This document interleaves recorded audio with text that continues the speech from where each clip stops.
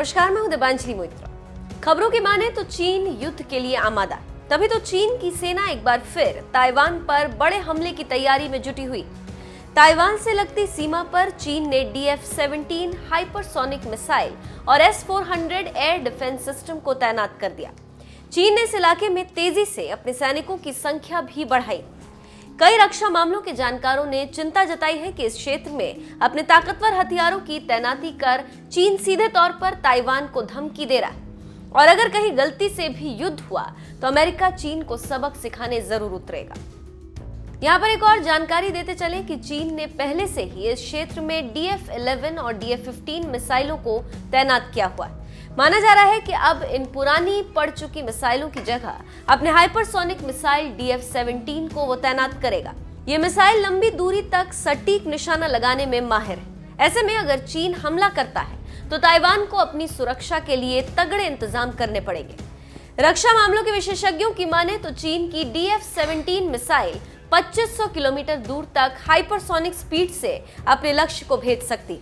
इस मिसाइल को पहली बार पिछले साल चीन की स्थापना के 70वें वर्षगांठ के अवसर पर दुनिया के सामने लाया गया था। ये मिसाइल 15,000 किलोग्राम वजनी और 11 मीटर लंबी, जो पारंपरिक विस्फोटकों के अलावा न्यूक्लियर वॉरहेड को भी लेकर जा सकती।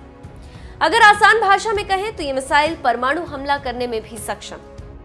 कावा डिफेंस रिव्यू के एडिटर इन चीफ की माने तो सैटेलाइट इमेज से पता चला है कि हाल के सालों में फुजियान और गुआंगडोंग प्रांतों में चीन ने मरीन कॉर्प्स और रॉकेट फोर्स के कई नए ठिकाने बनाए। ये दोनों राज्य ताइवान के नजदीक स्थित हैं। पूर्वी और दक्षिणी थिएटर कमांड में कुछ मिसाइल अड्डों का आकार भी हाल के सालों में दुगना हो गया। ऐसे में अंदेशा जताया जा रहा है कि किसी भी पल चीन ताइवान पर हमला कर सकता है।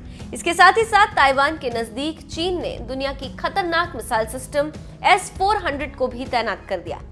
S-400 का शक्तिशाली रडार 600 किलोमीटर दूर से ही ताइवानी सेना के मिसाइलों, ड्रोन और लड़ाकू विमानों का पता लगा सकता है। S-400 का रडार सिस्टम बहुत ही आधुनिक है और पूरे ताइवान को कवर करने में सक्षम है।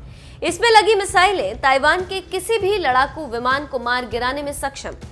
तो आप समझ सकते हैं कि चीन ताइवान को सबक सिखाने के लिए युद्ध पर आमादा है। लेकिन चीन ये भूल कर रहा है, क्योंकि अगर चीन ने कोई भी हरकत की तो अमेरिका समेत मित्र राष्ट्र इस युद्ध में कूद पड़ेंगे, जिसका नतीजा बहुत भयावह होगा। अब देखना होगा कि चीन करता क्या है, हमला करता है या शांत रहता है। ये तो आने वाले समय में ही पता चलेगा।